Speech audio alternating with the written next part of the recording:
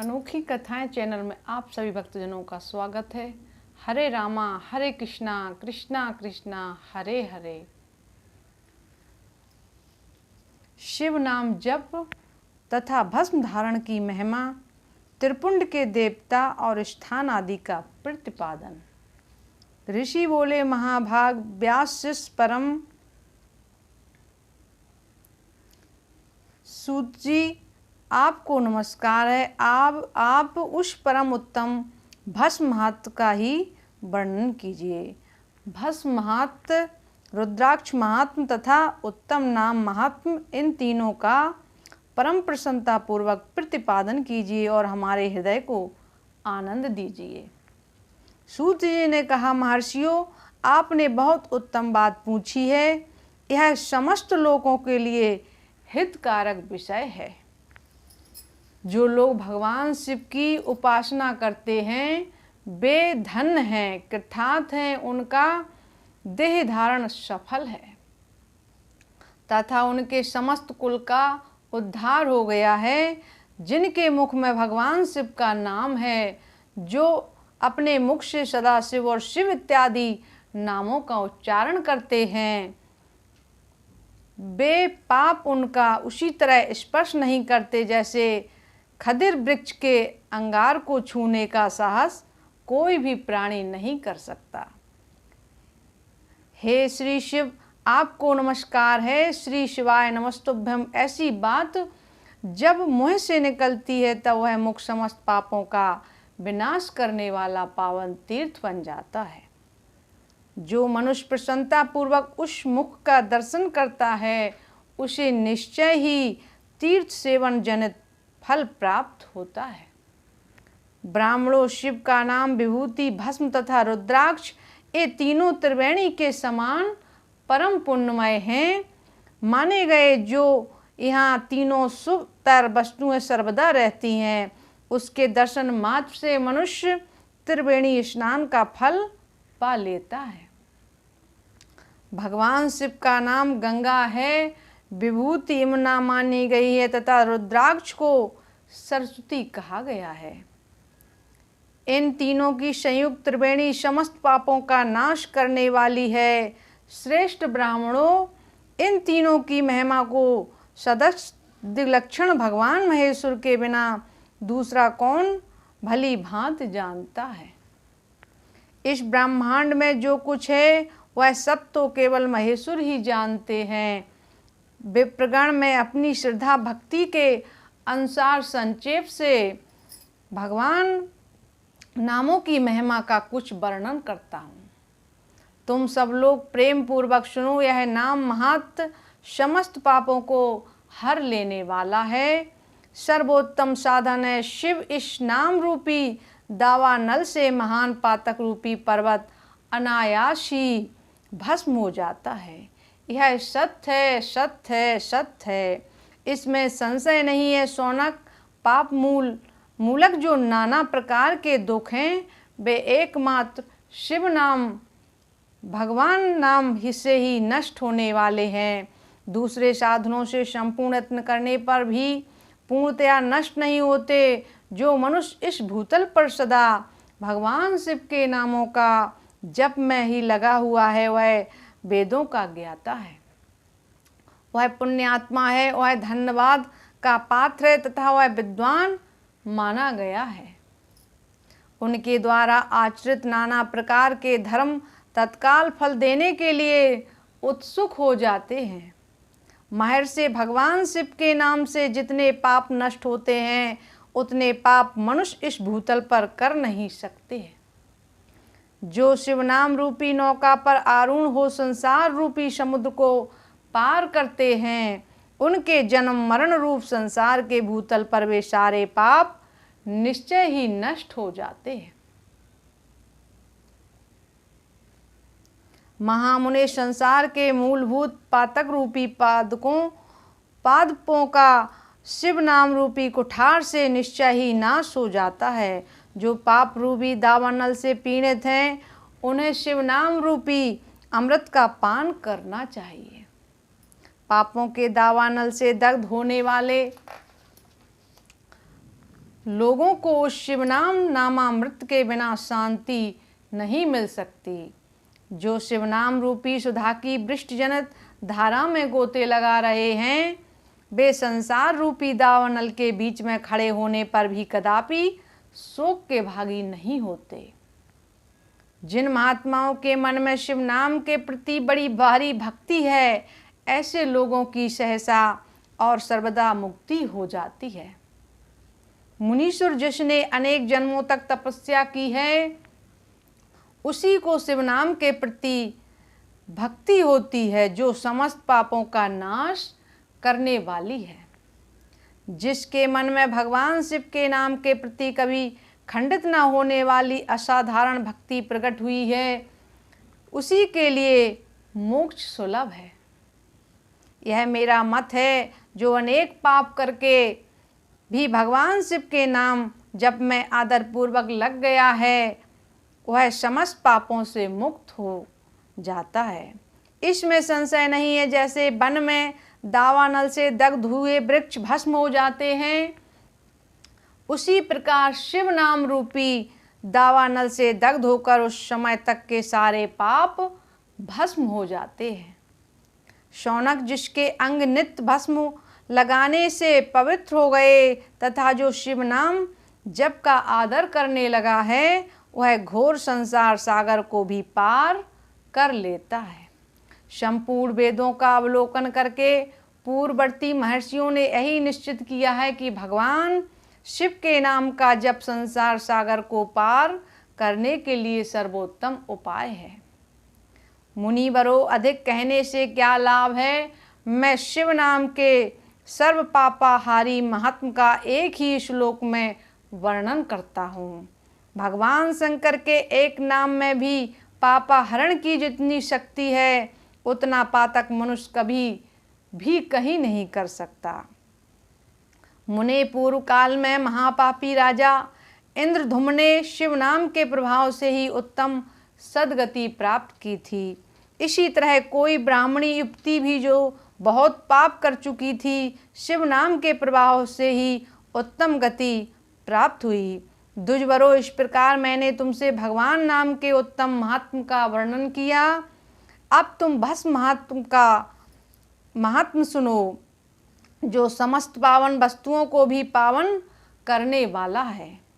महर्षियों, भस्म संपूर्ण मंगलों को देने वाला उत्तम है। उसके दो भेद बताए गए, उन भेदों का मैं वर्णन करता हूँ।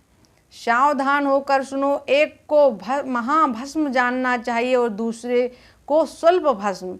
महाभस्म के भी अनेक भेद हैं, वह 3 प्रकार का कहा गया है, स्रोत, स्मार्त और लौकिक। स्वल्प भस्म के भी बहुत से भेदों का वर्णन किया गया है। स्रोत और स्मार्त भस्म को केवल द्विजों के ही उपयोग में आने का योग्य कहा गया है। तीसरा जो लौकिक भस्म है, वह अन्य सब लोगों के भी उपयोग में आ सकता है। श्रेष्ठ महर्षियों ने यह बताया है कि द्विजों को वैदिक मंत्र के उच्चारण पूर्वक भस्म धारण करना चाहिए। दूसरे लोगों के लिए बिना मंत्र के ही केवल धारण करने का विधान है। जले हुए गोबर से प्रकट होने वाला भस्म अग्रेय कहलाता है। महामुने, वह भी त्रिपुंड का द्रिब्ध है, ऐसा कहा गया है। अग्निहोत्र से उत्पन्न हुए भस्म का भी मनीषी पुरुषों का संग्रह करना चाहिए।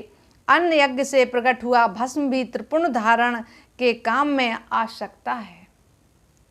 जावालोपनिषद में आए हुए अग्न्या इत्यादि 7 मंत्रों द्वारा जल मिश्रित भस्म से धुलन विभिन्न अंगों में मर्दन या लेपन करना चाहिए। महर्षि जावाली ने सभी वर्णों और आश्रमों के लिए मंत्र से या बिना मंत्र के भी आदर पूर्वक भस्म के त्रिपुंड लगाने की आवश्यकता बताई है।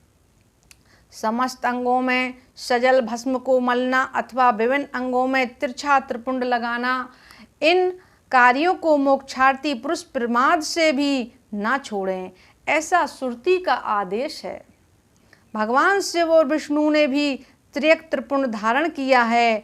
अन्य देवियों सहित भगवती उमा और लक्ष्मी देवी ने भी वाणी द्वारा इसकी प्रशंसा की है। ब्राह्मणों, क्षत्रियो, वैश्यो, शूद्रो, वर्ण संकरो तथा जाति भ्रष्ट पुरुषों ने भी उद्धूलन एवं त्रिपुंड के रूप में भस्म धारण किया है।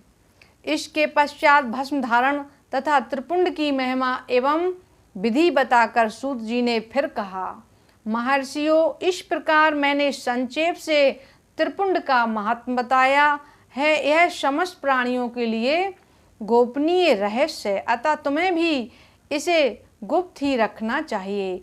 मुनिवरों, ललाट आदि सभी निषिद्ध स्थानों में जो भस्म से 3 तिरछी रेखाएं बनाई जाती हैं, उन्हीं को विद्वान ने त्रिपुंड कहा है।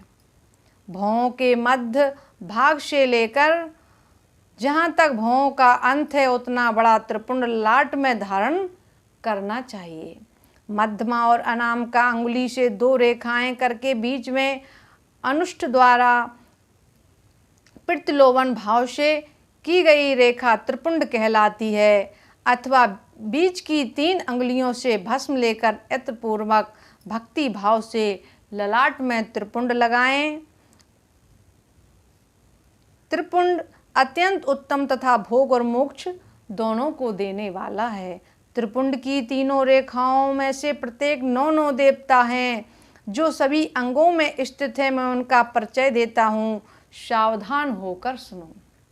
मुनिवरों, प्रणव का प्रथम अक्षर आकार है। ग्राह्य, पत, अग्नि, पृथ्वी, धर्म, रजोगुण, ऋग्वेद, क्रिया शक्ति, प्रातसवन तथा महादेव ये त्रिपुंड की प्रथम रेखा के 9 देवता हैं। यह बात शिव दीक्षा प्राण पुरुषों को अच्छी तरह समझ लेनी चाहिए। प्रणव का दूसरा अक्षर आकार दक्षिणाग्नि, आकाश, सद्गुण, यजुर्वेद, मध्य, दिन सवन, इच्छा शक्ति, अंतर आत्मा तथा महेश्वर ये दूसरी रेखा के 9 देवता हैं। प्रणव का तीसरा अक्षर मकार है। आह बनिए, अग्नि, परमात्मा, तमोगुण, धुधलोक, ज्ञान शक्ति, सामवेद, तृतीय सवन तथा शिव ये तीसरी रेखा के 9 देवता हैं। इस प्रकार स्थान देवताओं को उत्तम भक्ति भाव से नित्य नमस्कार करके स्नान आदि से शुद्ध हुआ पुरुष यदि त्रिपुंड धारण करे तो भोग और मोक्ष को भी प्राप्त कर लेता है। हे मुनीश्वरों, यह संपूर्ण अंगों में स्थान देवता बताए गए हैं। अब उनके संबंधी स्थान बताता हूँ। भक्ति पूर्वक सुनो। 32, 16, 8 अथवा 5 स्थानों में त्रिपुंड का न्यास करें। मस्तक, ललाट, दोनों कान, दोनों नेत्र, दोनों नासिका, मुख, कंठ, दोनों हाथ, दोनों कोहिनी, दोनों कलाई, हृदय, दोनों पार्श्वभाग, नाभि, दोनों अंडकोश, दोनों अरु, दोनों गुल्फ, दोनों घुटने, दोनों पिंडली और दोनों पैर ये 32 उत्तम स्थान हैं। इनमें क्रमशः अग्नि, जल, पृथ्वी, वायु, 10 दिक्प्रदेश, 10 दिक्पाल तथा 8 वसुओं का निवास, धर, ध्रुव, सोम, आप, अनिल, अनल, पीयूष, प्रत्यूष और प्रभास ये 8 वसु कहे गए हैं। इन सब का नाम मात्र लेकर इनके स्थानों में विद्वान पुरुष त्रिपुंड धारण करें अथवा एकाग्रचित हो 16 स्थान में ही त्रिपुंड धारण करें। मस्तक, ललाट, कंठ, दोनों कंधों, दोनों भुजाओं, दोनों कोहिनियों तथा दोनों कलाइयों में, हृदय में, नाभि, दोनों पसलियों में तथा पृष्ठ भाग में त्रिपुंड लगाकर वहाँ दोनों अश्विनी कुमारों का, शिव शक्ति, रुद्र, ईश तथा नारद का और बामा आदि 9 शक्तियों का पूजन करें। ये सब मिलकर 16 देवता हैं। अश्विनी कुमार 2 कहे गए हैं, नासत और दस्र अथवा मस्तक, केश, दोनों कान, मुख, दोनों भुजा, हृदय, नाभि, दोनों उरु, दोनों जानु, दोनों पैर और दोनों पृष्ठ भाग।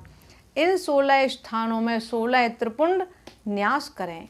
मस्तक में शिव, केश में चंद्रमा, दोनों कानों में रुद्र ब्रह्मा, मुख में विघ्नराज गणेश और दोनों भुजाओं में विष्णु और लक्ष्मी, हृदय में शंभु, नाभि में प्रजापति, दोनों अरुओं में नाग और नाग कन्याएं, दोनों घुटनों में ऋषि कन्याएं, दोनों पैरों में समुद्र तथा विशाल पृष्ठभाग में संपूर्ण तीर्थ देवता रूप से विराजमान है। इस प्रकार 16 स्थानों का परिचय दिया गया है। अब 8 स्थान बताए जाते हैं। गुहा स्थान, ललाट, परम उत्तम, कर्ण युगल, दोनों कंधे, हृदय और नाभि, ये 8 स्थान हैं।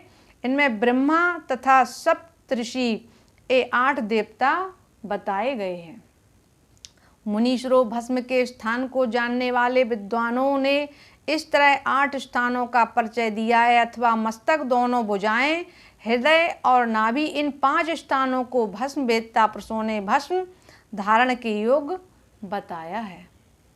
यथासंभव देश काल आदि की अपेक्षा रखते हुए उद्दूलन, भस्म को अवमंत्रित करना और जल में मिलाना आदि का कार्य करें। यदि उद्दूलन में भी असमर्थ हो तो त्रिपुंड आदि लगाएं। त्रिनेत्रधारी, तीनों गुणों के आधार तथा तीनों देवताओं के जनक भगवान शिव का स्मरण करते हुए नमः शिवाय कहकर ललाट में त्रिपुंड लगाएं।